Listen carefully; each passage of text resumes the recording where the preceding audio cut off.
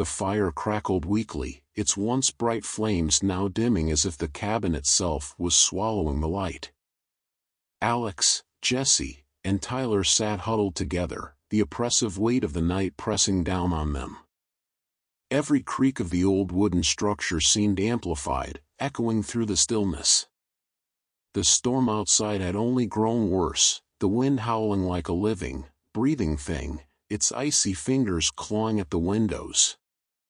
Jessie was the first to break the silence, her voice barely more than a whisper, though it seemed too loud in the otherwise quiet room. "We can't stay here much longer.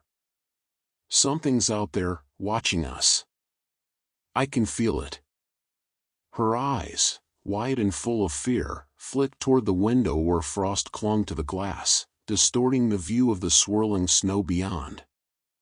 She could swear she saw something moving out there, just beyond the tree line. A shadow, tall and grotesque, flickering in and out of existence as if the storm itself was playing tricks on her. Tyler stood up, pacing in front of the fire, his hands running through his hair in frustration. "We've got to do something. We can't just sit here and wait for whatever is out there to come for us. We need to leave." Alex, who had been silent, staring into the flames, finally spoke. His voice was calm, but there was a deep tension underneath it, barely contained. "Where are we going to go, Tyler? We can't walk through that storm. We wouldn't make it a mile in this weather." Tyler stopped and turned to face Alex, his face a mixture of fear and frustration. "So what? We just sit here and wait to die? We know something's out there. Hell, we've been hearing it, feeling it. If we stay, it's only a matter of time before it gets in here." Jessie pulled her knees to her chest, her voice trembling. "Maybe it's already inside." Her words hung in the air like a curse, the silence that followed only deepening the sense of dread in the room. Alex looked toward her, his brow furrowed. "What do you mean?"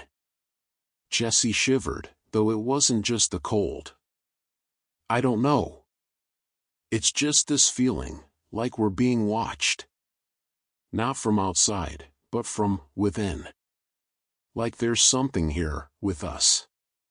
For a moment, none of them spoke. The wind howled against the cabin, rattling the windows in their frames.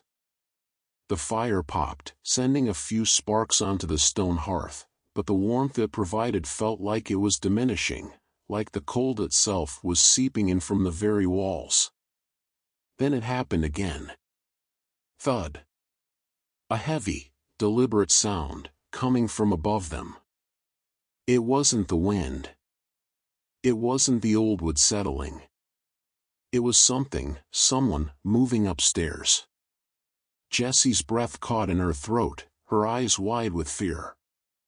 Tyler spun toward the stairs, his body rigid, as if preparing for a fight. Alex stood up slowly, his legs shaking but his mind determined. "We need to check it out," he said, trying to keep his voice steady. "We can't ignore it anymore." Jessie shook her head violently. No, we shouldn't." What if it's what, Jess?" Tyler snapped, his nerves frayed. "We're not safe down here, either. We need to know what's up there." Alex reached out, placing a hand on Tyler's shoulder. "Calm down.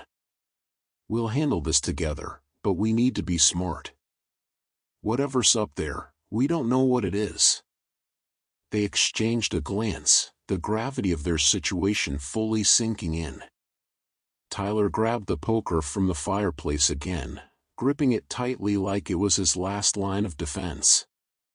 The three of them moved slowly toward the stairs. Each step felt heavy, the air around them thick with tension. The wooden planks groaned under their weight, and the sound of the storm seemed to quiet as if the world outside had stopped to watch them. As they reached the base of the staircase, they peered up into the darkness above.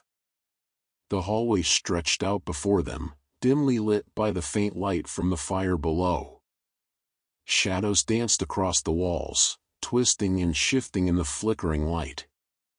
The thud came again. Closer this time. Directly above them. Tyler's breath quickened, his grip tightening on the poker. "It's in one of the rooms," he muttered, his eyes scanning the open doors at the top of the stairs. "I knew we shouldn't have come here." Alex nodded, his throat tight. He could feel his heart pounding in his chest, each beat louder than the last. He took the first step, the creak of the wood beneath his foot sending a jolt of fear through him. Tyler followed, and Jessie reluctantly brought up the rear, her hands trembling as she held onto the railing. As they ascended the stairs, the temperature seemed to drop even further.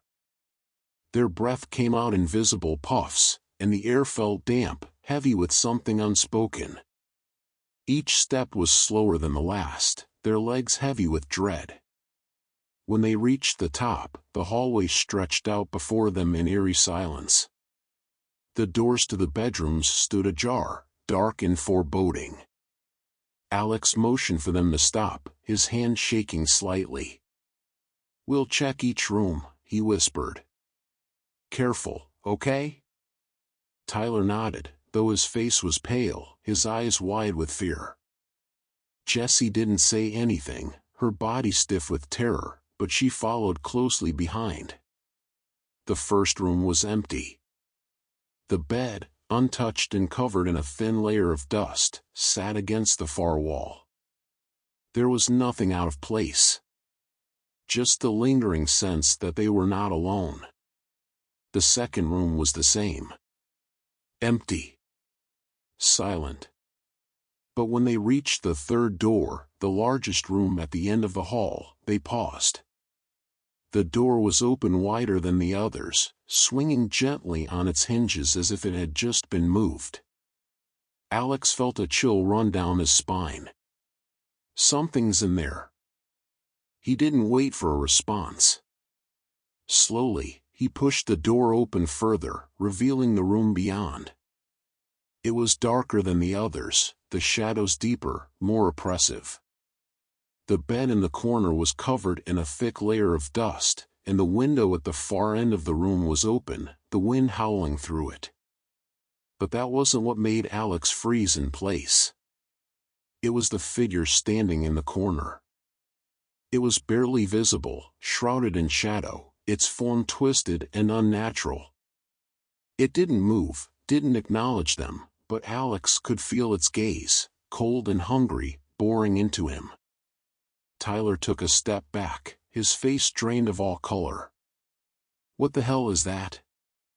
Jessie let out a small gasp, her hands covering her mouth as she backed away toward the stairs. "We need to leave. Now." But Alex couldn't move. His feet felt like they were rooted to the spot, his eyes locked on the figure. It didn't make a sound, but the air in the room grew heavier, colder, as if it was sucking the warmth out of the very walls. Then, without warning, the figure shifted. It stepped forward, just slightly, but enough to make Alex stumble back, his breath catching in his throat. "Go!" he shouted, his voice breaking the spell. "Get downstairs." Tyler didn't need to be told twice. He bolted for the stairs, his footsteps thundering down the wooden steps. Jessie was right behind him, her breath ragged with fear.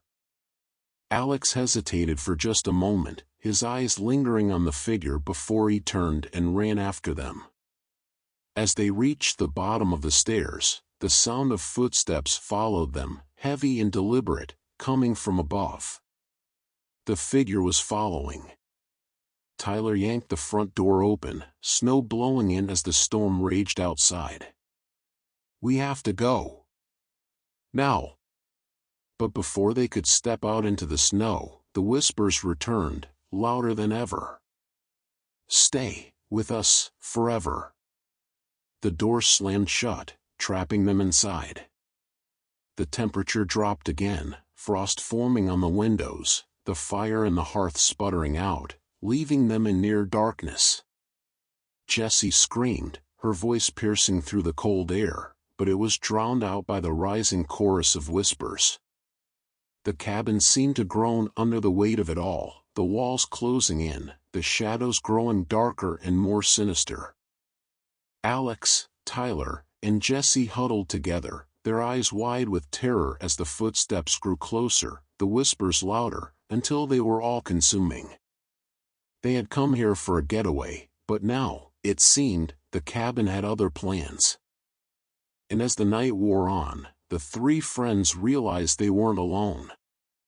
The storm wasn't just outside, it was inside with them. And it wasn't going to let them go.